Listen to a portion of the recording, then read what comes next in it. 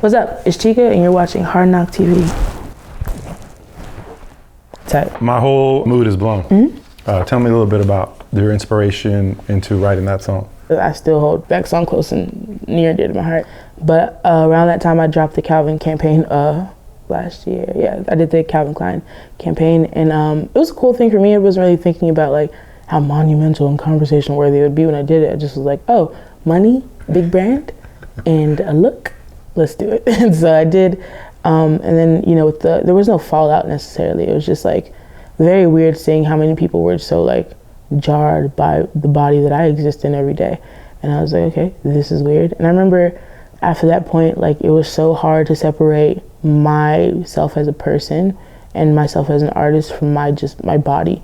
People always wanted to talk about it. People, like, it was brought up in every conversation. I was just like, yo, I'm 22. Like, can I please just exist in my body without grown ass adults being like, oh, this is not okay, and blah, blah, blah. I'm like, yo, my body's fluctuated so much in the past years. Like, for us to take this, I get it's a picture, but like this snapshot in time and then build think pieces off of it is so wild and like just inhuman to me, because people don't humanize celebrities or public figures.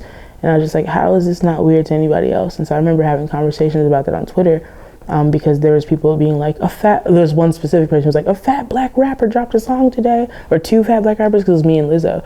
Like, let's go support them. And I remember not wanting to offend that person, but also being very offended myself and thinking, okay, I'll speak up. I'm not going to at them and bring any hate to their page. But I was just like, yo, if we're going to uplift people, why is my body a qualifier? And I've always said, like, if a lawyer is good at being a lawyer, you're not going to be like, a fat lawyer did great today, and like their case records are like, no one's going to do that. It's fucking rude. Like, calm down. Like, we all have eyes. You don't have to do that stupid shit. And so I remember saying that, and then this person got upset. They had not a big following, like a decent one for like a small page, and brought attention to it and like tried to demonize me for feeling a way about it. And I was like, that's weird. And so on one side you have just regular trolls who are like, they just hate me to hate me. I'm black too, so it's just like, oh, there's racist people and people who are fat phobic who are in my comments right now and like dragging me or trying to drag me. No one can drag me. But there's those people, and then there's the people who aren't trolls, but they think they're health professionals, and they're like, no, it's just unhealthy and it's not a good image to promote, and like you're promoting obesity and all this shit. And then on the flip side, there's people who are fat, or I don't like calling people fat, I hate that word, which is what I said, and they're like, you should love the word, the fat community, where they hated me too, because they're like, oh, you're fat phobic, you don't support us, we support you, and that's fucked up. And so all around, from every angle in life at that time, everyone hated me for just being myself, like being in my body and having the right to feel a way about anyone commenting on it, regardless of if I'm a public figure or not. And so I'd been in the house like by myself for a long time. It was like a week, maybe like a week of that shit. Like, I'll say maybe 4 days. Like, just constantly get on social media and saying that shit. I was like, okay, fuck it. Like, you know what? My best friend's flying in. Like, I'm gonna go pick her up from the airport, and like, just throw all the social media shit away. I'm just gonna turn my phone off, whatever.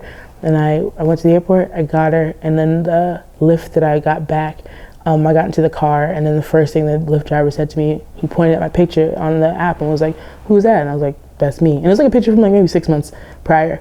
6 months, like a year. Not even, like, it was not an old photo. He was like, who's that? I was like, it's me. He was like, oh, you were so skinny back then. What happened? You were so pretty. And I was like, okay. Like, and people online had been telling me at that point, like, no one's calling you fat in person, so like, why are you so concerned about this? I'm like, but you don't understand how triggering it is, because yeah, it does happen in person. I remember I tweeted it when it happened, and people were telling me like, that didn't fucking happen. You're just trying to come back from this shitstorm, and like, you just want people to be on your side now, like you're lying. But like, that's the first human interaction I had with someone besides my best friend at the airport since all this started happening. And I was like, yo, like, I can't even just fucking walk outside and like be in my body. Like, what do you mean? Like, this is my life. And so I remember I was in the car, I was just fucking pissed, and my best friend was mad too, and she's just like, yo, what the fuck, like, this is awkward. And she hated him. And we like canceled the ride, because we had 2 stops. We canceled on the first stop and just was like, we're gonna get another car. And when we got home, even though I wanted to spend time with her because I hadn't seen her in months, I've been out in LA by myself, I was just like, hey, I'm gonna go into the office, you're welcome to everything in the house, welcome to LA, I need to write. And I did, and I just kind of like went to the office by myself, and I don't even know if I picked the beat first, so I just started writing, to be honest. But I pulled out my iPad and with my pencil I just wrote an entire, you can literally pull it up to this day, like wrote an entire just non-stop block of words about how I was feeling and tried to be as like real as possible as I could. And it wasn't supposed to be like a huge thing or a huge moment. It was just like, I feel like shit, my whole mood is blown, like I can't do anything simply because like I dare to exist, I dare to breathe and be okay with how I look. Like it's a weird thing, but like it's why it started with like I'm tired of thinking so much lately. That's why I've been drinking so much, because at that time I was just at the house fucking drinking and smoking, like trying to get all this shit off my brain. And so I went to the studio. I told my friend Peter and Chris, I was like, hey, I just want to record something real quick. Didn't even have stems to the beat. I was just like, let me just go in the booth, like let's just get it done. It was like a one take, and usually with that we, you know, clean up the vocals and do all that stuff. I was like, yeah, no, just send me the rough real quick. I was like, yeah, okay, cool. And the next day I just dropped it. Didn't ask any permission. I was just like, fuck it, like let's just drop it. And I asked permission from Ye Ali, who produced it. Shout out to you, Ye. I asked permission to just drop it because I knew I wasn't gonna monetize it. I was just gonna like get it out there because I needed to vent like that. It's my catharsis. He was like, yeah, no, fuck it, go for it. And I did, and then, you know, the rest is history. I love the vulnerability of it because it's like there's no hook, there's no nothing. It's just like this is, it felt like this is what's on my chest. I just want to let it out. Yeah, there was no like catchiness to it. I wasn't trying to make it catchy. I wasn't trying to make it a thing where like, oh, people are like, ooh, let's bump that shit in the car. Like it was more so like, I need to let y'all know where my head is at, because ultimately I'll look crazy if I lash out. I'm the bad person if I lash out. I'm the one who has to deal with everyone saying you're immature, you should ignore these things, X, Y, and Z, as though it's not my life. And like, if anyone else was in that position, you wouldn't tell them to ignore it. If someone on the street walked up to you and called you fat, people would tell you to defend yourself. So why is it that when there's a million people doing that on social media, the way that I work, the thing that I see every day, and telling me that they hope I die, so like they can prove a point about like my weight and shit like that, like, why is it that when I say something, it's a problem? And so if you're receptive to my music, fuck it, cool, I'm gonna put it in my music. Like that's what it was. And like I wrote it and it became a thing, and I was really like, this feels right. Like I don't want to write anymore. I could have. I was just like, this feels pretty like succinct, and you know, like I wasn't trying to make a hit. I like it a lot. It's one of my favorite songs, like one of my favorite things I've ever written. But definitely was just like let's get this off my chest. I think I actually tweeted, my whole mood is blown, and one of my followers was like, that sounds like a dope name for a track. And I was like, say less. I quoted her, I was like, oh, bet, it'll be on its way. And I like did it. How cathartic is the process of writing for you're just dealing with stuff that's going on in life? It's a great way to process everything, because I think when you write, you have to kind of dig deep into every truth. Well, for me at least, you have to dig into every truth. So it's not even just cathartic to vent and like get off the things that are like, you know, regular human emotions, but having to check yourself too. I have songs like that on the EP where I'm like having to reflect on myself and things that I've done wrong, but also being able to confront the people and the things that have hurt me along the way. And that's what like any art does. It's a way for you to kind of hold a mirror to yourself and be like, all right, like not everything's pretty. Not everything is like gorgeous in this mirror, but I'm still a person and I still deserve to be seen in the light that I want to be seen in. And so with my music, I've always approached it that way, and I think that that's why it comes off so authentic, because it is. It's my therapy, and I think it's therapeutic to most people who do it. Every single day we're thrown into a world where we have to defend ourselves and like, you know, be the people that we're expected to be, and like provide the content that everyone wants. And like that's even if you're not a content creator, like just in who you are as you walk down the street. So we're constantly in self-defense mode. So when it comes to a time where you have to look at yourself and you have to be able to recognize these are the things that's wrong, you are already defensive. You already have that shield on, and no one wants to like make themselves uncomfortable. So holding a mirror up is not fun. However, I'm someone who, like, not even to sound like this virtuous being, I just hate being wrong. And so if there's anything that I'm neglecting to notice about myself that can be called up in conversation, I'm gonna say it first. And so that's why I'd rather look in the mirror and be like, oh yeah, that shit's off, or like that's not cute, or like X, Y, and Z. Like I'm gonna self-analyze first. I'm gonna self-critique, and if there's anything I missed, I would love to hear it. That's like fun for me, but I don't ever want anyone to be like, oh, you completely neglected this entire part of like your own rhetoric, your own theme. Like, no, I'm gonna hold a mirror to myself and you at the same time, and we see each other. Like that's really how it goes. High rises. High rises. You have a line on there that definitely spoke to me. People will tell us to follow our heart, then look at us crazy when we live our lives. Can you speak on that? People are hypocrites. I mean, yeah, like everyone wants you to, like, everyone's like, love yourself and like be positive and like follow your heart. But the minute they see someone doing that in the way that they don't, like they wouldn't do it, they're like, oh no, abort mission, we've been compromised. And I'm like, no, like people are allowed to find their way in this life. None of us has to be here. Like I said, we were just kind of tossed here. Our parents, we're literal fuck trophies. So like, honestly, in terms of like finding your path and like everyone wants you to follow your heart, but when you do it, like they look at you like in bewilderment, like why would you do it that way? I wouldn't have done it that way. And I think that goes back to holding a mirror up. It's like we can be so hypocritical and like be like, do whatever makes you happy and like, you know, all that, but it's not always the case. Like, that's not how we usually attack things as humans. We're just, to err is human, but to be a hypocrite is also human. But that's one of those things that we can fix, so I might as well put it in a song, you know. You also have a line on there about your principal. Mm-hmm. Was that sparked by a particular moment? Yeah, no, I mean, my principal hated me throughout high school, but I get it, me. But with the Black Lives Matter posters, like she got called into question her credentials basically because she, I had put up those posters and it was like a thing. It wasn't supposed to be a big deal. It was just a statement, like, because I'd seen Eric Garner be murdered.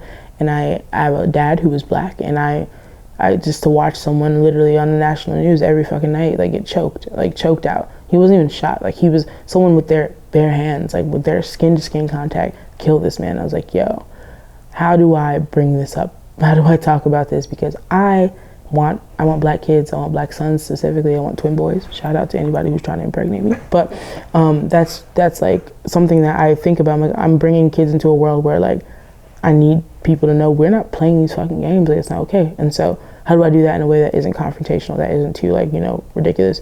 And my first thought was like, oh, I could just wear a Target on my shirt. I was like, no, a little morbid, don't do that. So I just printed off some, like, I think like 12, like maybe like 15, 11 by 13, like regular paper, just like sheets that said Black Lives Matter on them with the American flag. I just sent a Google image and put them up, and because I had a lot of racist kids going to my school. I'm from Alabama, but they called it into question and were like, oh, it offends us and it makes us feel like X, Y, and Z. And they like would cross out Black and put all, or they cross out Black and put white. And like, it only created a stir in people who disagree with that statement. Mm-hmm. But she was a Black woman and for some reason did not take the opportunity to educate and to recognize that statement is one of solidarity, and instead penalized me for it. And on top of that was like, threatening kids in the hallway, like if they were friends with me, if they like shared any support on Twitter, if like they did anything like that, then they would be like in the same fate as me, which is suspended and like ostracized. Like faculty hates me, students hate me. I'm by myself in the school and it's my senior year, and that happened in like November, so like the rest of the year. And yeah, she would just basically tell me like, yo, you have a captive audience and you did this for attention and you did this because you don't know what you're fighting for, is literally the word she said, and many people said. And yeah, she just told me I wouldn't be anything because of like my audacity. Like I think her wish in life would have been for me to fail. Would have been for me to like not be okay. You film at a school for that particular song. I'm assuming it wasn't the original school. Oh no, it was not. I was like, damn, did you go back to the original school? I wish. We like had to make that a school. Like it was actually a community center that we like built into a school to like, you know, because we were gonna shoot it at my old middle school, but last minute we had to change that. But no, it wasn't my high school. Let's talk about the EP that's coming out tomorrow. First of all, this is a culmination of your work. So how are you feeling the day before it's going to come out? It's like the calm before the storm, but like there's a storm inside me as well, and I'm not addressing her right now. She can just brew up and do what she wants to do. I'm very zen. Like I'm just trying to like enjoy these final moments of like normalcy, because I think that the EP is crazy and I think it's dope, and I hope that it yields the results that I want. And if it does, I know that is a wild life. And so right now I'm just, you know, grateful for the journey that's led me here. There's like times that I would have killed for this shit. So like for me to finally be done, and not even just done, but about to be released to the world for everyone to hear, is just a really centering feeling. When you say the results that you want to accomplish, what are those results? I want people to feel me. Like I want people to understand where I'm coming from and also get to know me, and like to see that I care about this shit. Like I've always cared about the music I put out. I've always cared about what I put into the world. And a lot of people don't, not to like demonize them, but a lot of people don't. This is a money grab or a job, but this is something I, like I said, have known since birth that I was supposed to be doing. And so I just hope that now with it coming out, it's going to be something that's received in the best way possible. that leads me to Industry Games, which is the title of the EP, but it's also one of my favorite songs on it. Thanks. Where you talk about, you know, people in there not necessarily loving what they're doing. Speak about that song and what it means to you. I just got out to LA, and it was a time where I was like, I'm not gonna fucking conform for anybody, because I just made this huge step, so let me actually act like it. And I was thinking about everyone who has looked at this journey or their job and been like, oh, I'm just gonna do it for the money, and like I don't care what kind of messages I'm putting out there, like even if I'm not even trying to further my pen game or anything like that. And I was just like, I'm not that person. And if you wanted like a legend, like that's why I said, like, I'm the one from the stories that got you excited. Like, I'm the one that they've been waiting for. If you're waiting on somebody to actually care about the shit, here she is. And that's the angle I wrote it from, and like you can hear it in all of my words. Like that's the only song there that's as cutting and like jarring as that, because it starts the EP, and it also is setting the tone for what I'm trying to do with my entire career. Can you give viewers a little bit of an acapella for that? Just so got you. Cool. I'll do that verse. I am the one from the stories that got you excited. Rhythmic flow is ignited. How it's so easy for her to recite it. Can do this shit while I'm asleep cause I write it. Watch how these niggas be so quick to bite it. I let them in, but they'll never be quite it. Imitation is just inspiration. If you feel like taking, just be sure that you cite it. I'm a trippy nigga with a different aura. Had a mid division, had to start with the supporters. Had a premonition, had to get the shit in order. And I'm finna take it off like a wall with some water. I've been counted out for too damn long. Like I couldn't take the crown with 2 damn songs. All up in the booth with no home training. Please give me a count of 2 damn songs. Yeah. That's fire. The way that you're able to seamlessly flow through speeding up the rap and then in the actual song, then you go into singing. Since I started songwriting before I started rapping, like those, knowing I wanted to put both together in anything I've written since I started rapping, I've had to be able to bounce back and forth. And so it's something that everyone looks at as like a superpower, and like, oh, she's harmonizing with herself, or like, oh, she's singing and rapping, but it's something that's just how I learned to write songs, basically. Let's talk about designer. Sick. Tell me a little bit about the inspiration behind that, and also, I thought when I first heard it, there was a feature on it. There was not. But there was not a feature, so tell me about that too.